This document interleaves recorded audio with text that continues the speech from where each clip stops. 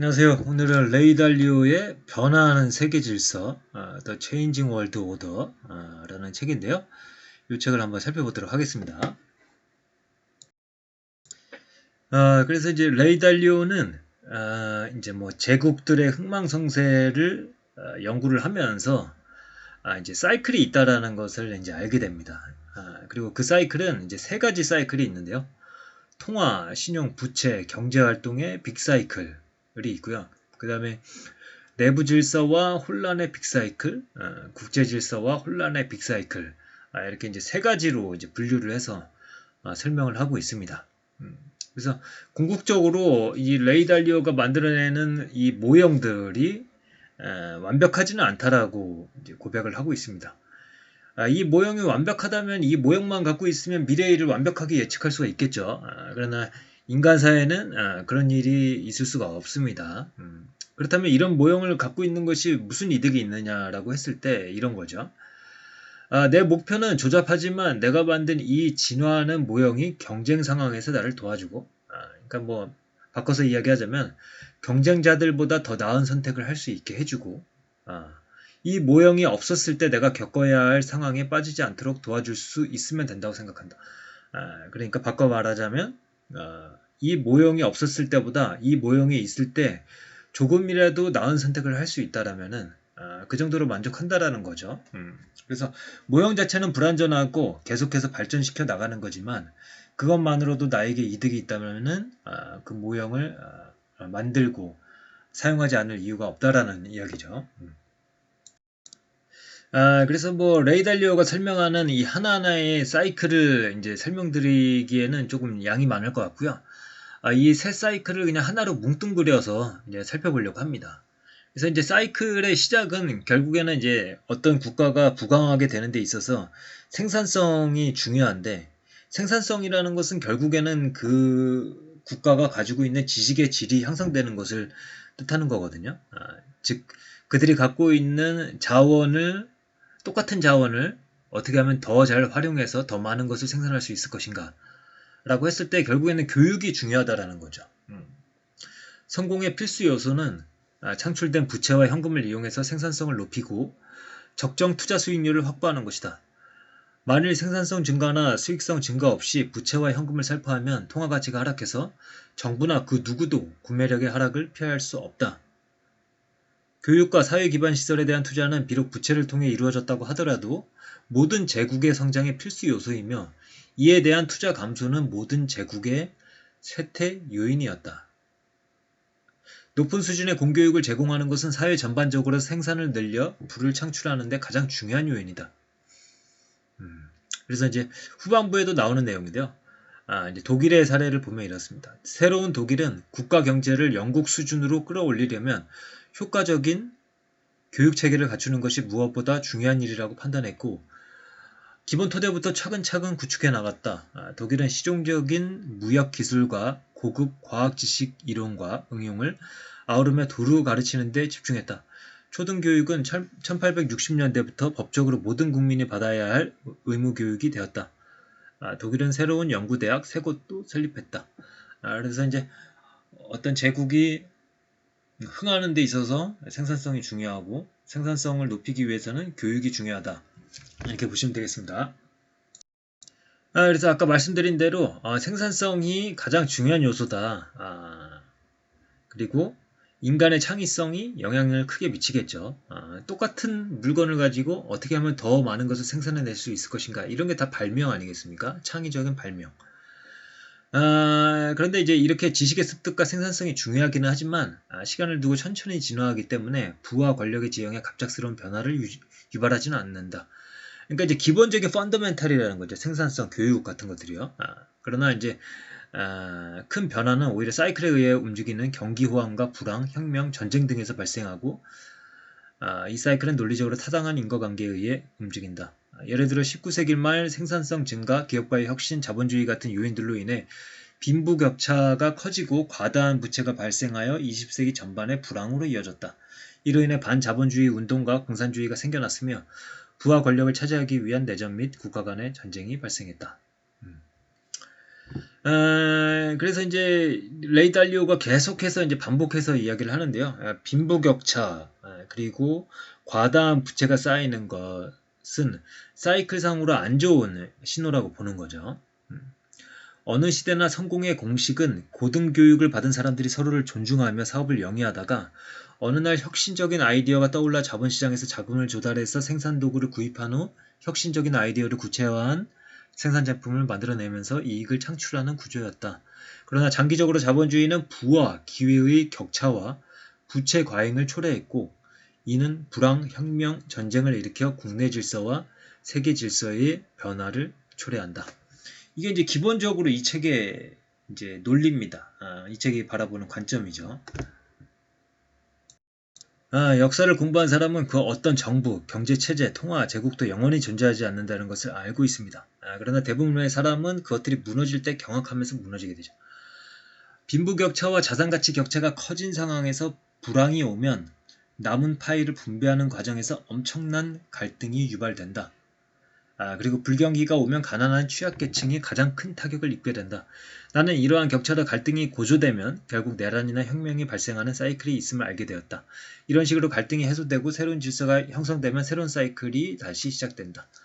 그러니까 이제 기본적인 관점이 이겁니다. 생산성이 높아지려면은 지식, 창의성, 교육 같은 것이 중요하고 그럼에도 불구하고 이 자본주의 사회에서는 빈부격차가 발생할 수밖에 없고 그리고 이제 부채는 쌓여가게 되고, 그러니까 호황기에 막 돈을 끌어다가 막 사업도 하게 되고 투자도 하게 되고 그러면서 경제 전체적으로 이제 부채는 쌓여가게 되죠. 그러다가 이제 사이클상 도저히 이제 확장할 수 없고 뻗어나갈 수 없는 어떤 고점에 다다랐을 때 결국에는 이제 사이클이 하락하게 되는데 이때 이제 불황이 발생하게 되고 이런 상황에서는 빈부격차가 벌어지고 있는 상황에서 불황이 발생됐기 때문에 이 갈등이 엄청나게 심하게 발생할 수 있고 내전이나 전쟁이나 혁명 같은 것들이 일어날 수 있다는 것이 레이 달리오의 관점인 거죠. 그래서 부채, 내전, 혁명, 파병, 전쟁, 통화에 대한 신뢰 실추 등 이 모든 것이 줄지어 발생하면 세계 질서의 변화가 눈앞에 와 있다는 신호다. 내가 이 글을 쓰고 있는 지금 강대국이면서 기축통화를 보유한 오래된 제국들은 채무 규모가 커지고 전형적인 통화 정책이 잘 먹히지 않으면서 장기 부채 사이클에 거의 막바지에 와 있다. 그래서 뒤에서 살펴보겠지만은 그러니까 뭐 레이 달리오가 미국 같은 경우에는 한 70% 정도 수준에 와 있다. 뭐 이렇게 보고 있습니다. 그래서 이제 통화에 대한 신뢰가 실추되는 것이 어떤 제국이 무너지는 신호 중에 이제 하나인데 사실 뭐 이제 그 짧은 사이클도 있거든요. 제국이 쇠퇴하는 과정 혹은 상승하는 과정에서도 끊임없이 짧은 사이클은 발생하게 되는데 그런 짧은 사이클에서도 사실은 이제 화폐를 찍어내서 부채를 구입하는 방식을 써가지고 그 위기를 이제 벗어나려고 계속 노력을 하게 되거든요. 그래서 이렇게 하게 되면 돈을 가진 사람으로부터 돈이 필요한 사람에게 이전하는 효과적인 조치가 되겠고 정치가들은 국민의 분노를 자극하는 세금 부과보다 이 방법을 더 선호합니다. 정부가 돈을 찍어내 부채를 인수하면 돈과 부채의 가치는 떨어지는데 이것은 기본적으로 이를 소유한 사람에게 세금을 부과하여 돈을 빌린 사람이 유리해지는 것과 마찬가지의 효과가 있다. 그래서 뭐 2008년 금융위기나 이제 코로나19 때도 마찬가지였죠. 위기가 오면은 이제 돈을 풀게 되죠. 그러면 통화가 평가절하되고 그리고 자산 가치가 올라가게 됩니다. 그렇게 됨으로써 사람들이 더욱 부유해진 것처럼 느껴지겠죠. 물론 이제 자산을 가지고 있는 사람들에 대한 이야기겠죠. 그리고 이제 통화 가치가 하락하게 되는데 이때 이제 그냥 그 짧은 사이클 상에서 그냥 통화 가치가 하락했다가 다시 뭐 나중에 이제 금리를 올리고 통화를 회수를 하고 이런 과정을 통해서 다시 원상 복귀되는 과정이 있고 그게 아니라 완전히 기축 통화 지위를 상실하는 그런 과정이 있을 수가 있는데 그런 것에 대한 설명입니다. 통화 가치가 하락한다고 해서 반드시 기축 통화주의를 상실하는 것은 아니다. 지위 상실은 큰 폭의 통화 가치 하락이 지속적으로 발생할 때 일어난다.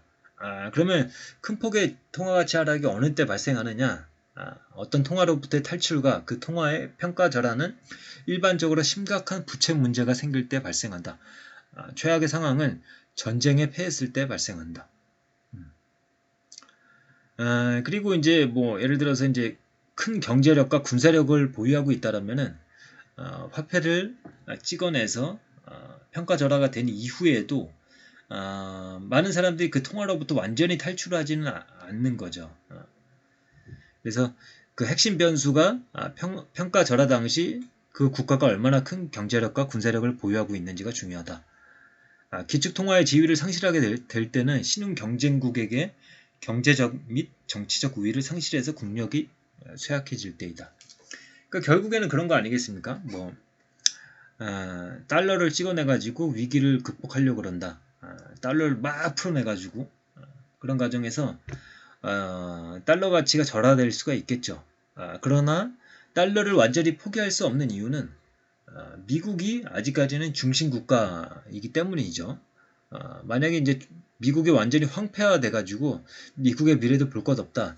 그러면은 이제 평가절하가 지속적으로 발생하게 되고 그 통화로부터 완전히 탈출하는 사람들이 끊임없이 이어지게 되면서 급격하게 이제 그 통화 가치와 그 제국도 무너지게 될 것입니다. 그런 과정이 있을 수가 있다는 거죠. 지금 미국이 그렇다는 것이 아니라. 그러면 뭐 이제 미국은 어떤가? 그랬을 때 아까 말씀드린 대로 현재 빅사이클에서 대략 70% 플러스 마이너스 10% 위치에 도달한 상태다. 뭐 60에서 80% 정도 그 안에 있을 거라고 본다는 거죠. 미국은 아직 본격적인 전투가 시작되는 6단계의 내전과 혁명으로 넘어가지 않았지만 현재 내부 갈등이 고조되고 있다. 양극화가 심해지면 문제를 해결할 혁신적인 변화의 기회를 줄이는 정치적 교착 상태가 나타날 위험이 커지거나 어떤 형태로든 내전과 혁명이 발생할 수 있음을 지난 역사는 보여주었다. 현재 내가 지켜보는 가장 중요한 세 가지 징후는 규칙이 무시되고 양측이 서로 감정적으로 공격하고 유혈 사태가 발생하는 것이다. 미국의 8가지 주요 국력 지표는 오늘날에도 여전히 매우 강력하지만 종합적으로는 하락세를 보이고 있다. 그러니까 미국의 그 힘, 주요한 펀더멘탈적인 지표들이 종합적으로 하락세를 보이고 있다. 특히 교육 분야 내 상대적 위치, 세계 무역의 위치는 중요한 영향력, 상대적 군사력이 감소하고 있다. 게다가 미국의 빅사이클은 다소 불리해 보인다. 미국은 부채 부담이 크고 앞으로 10년 동안의 실질 성장률이 연간 1.1% 정도의 낮은 수준에 그칠 것으로 예상되므로 경제 금융 사이클에서 불리한 위치에 있다. 그러니까 사이클적으로도 불리하고 펀더멘탈적으로도 조금씩 약화되고 있는 거죠. 이런 추세를 반전시키려면은 이미 지나간 많은 일을 되돌려야 하므로 이것은 매우 어려운 일입니다. 예를 들어 지출이 수입보다 많고 부채가 자산보다 많다면 더 열심히 일하거나 덜 소비해야 비로소 상황을 반전시킬 수가 있는 거죠. 그런데 미국인들이 과연 그렇게 할까요? 잘 상상이 가지가 않죠. 문제는 미국인들이 문제를 정직하게 마주하고 상황에 맞게 적응하고 변화할 수 있는지이다. 그래서 뭐 사실 뭐 쉽지 않아 보입니다. 뭐 미국이 사실 뭐 권위주의 국가도 아니고 그래서 뭐 위에서 뭐 어떻게 명령을 해가지고 일사불란하게 그렇게 움직이는 것도 아니고 결국에는 미국인들이 자발적으로 위기가 오기 이전에 최악의 위기가 오기 이전에 먼저 스스로 반성하고 소비를 줄이고 뭐 여러 가지 조치들을 취해야 하는데 뭐 사실 쉬워 보이지는 않죠. 반면 중국은 8가지 주요 국력 지표가 어느 정도 강력한 편이고 종합적으로 상승세를 띠고 있습니다. 그러니까 미국이 현재는 더 강력하지만 미국의 국력 지표는 하락세이고 중국의 국력 지표는 상승세이다. 그 다음에 중국의 빅사이클도 다소 유리해 보인다고 합니다. 중국은 부채 부담이 적고 앞으로 10년 동안의 실질 성장률이 비교적 높은 수준에 달할 것으로 예상되므로 경제 금융 사이클에서 유리한 위치에 있다. 경제적으로도 그렇고 금융적으로도 봤을 때도 중국의 사이클이 더 유리해 보인다라는 거죠. 그러니까 이런 상황을 반전시키기 위해서 일단은 뭐 기술에 대한 규제들을 하고 있지만은 그 외에 여러 가지 지표들을 다 따져봐야 되는데 레이 달리오의 관점에서는 중국은 상승세, 미국은 하락세, 그리고 사실 또 미국한테 많이 이제 국력 자체가 많이 붙어 있다라는 거죠. 그렇게 봤을 때 암암리에 느껴지는 그 뉘앙스는 이제 중국의 부상을 굉장히 더 그렇게 높게 보는 것 같아요. 제 느낌에는 그렇습니다.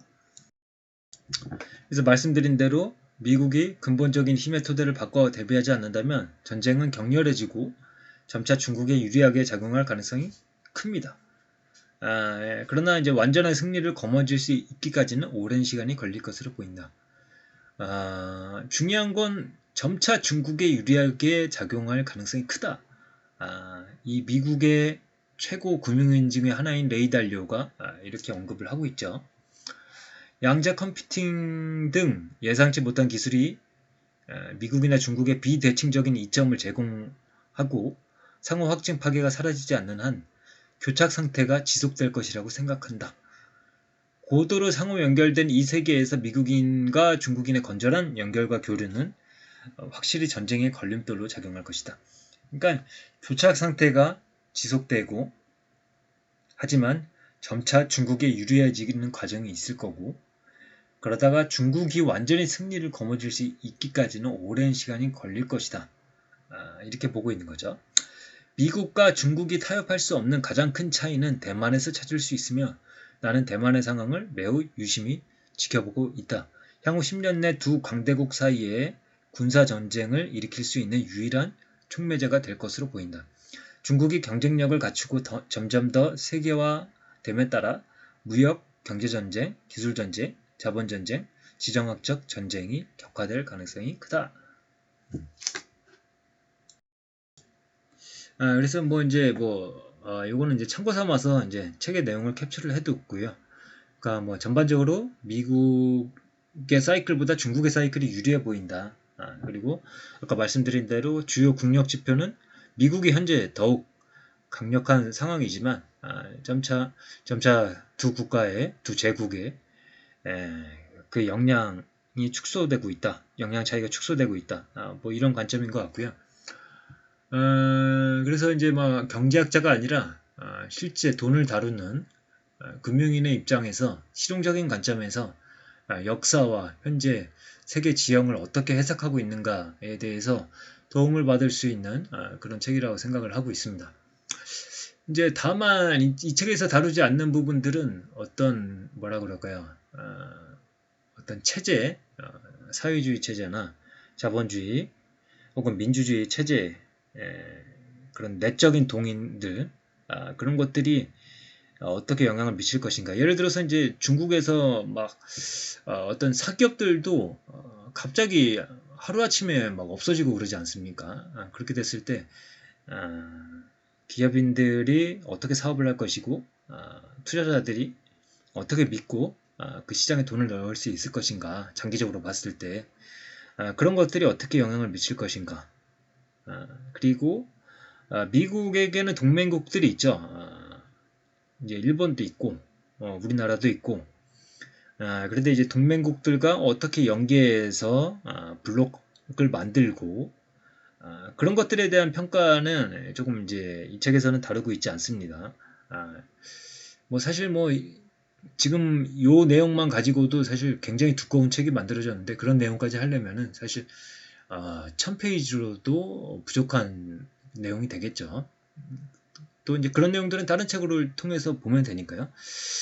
아무튼 어떤 제국, 하나의 제국을 놓고 제국의 흥망성쇠 그리고 그것에 영향을 미치는 요소들 그것을 통해서 미국과 중국의 힘을 평가하고 미래를 전망하는 것 그런 과정에 대한 어떤 미국의 제일 가는 금융인 중의 하나인 레이 달리오의 관점을 살펴보는 것 그것에 의미가 있다. 이 정도로 정리를 하겠습니다. 그러면 오늘의 리뷰는 이것을 마치도록 하겠습니다. 감사합니다.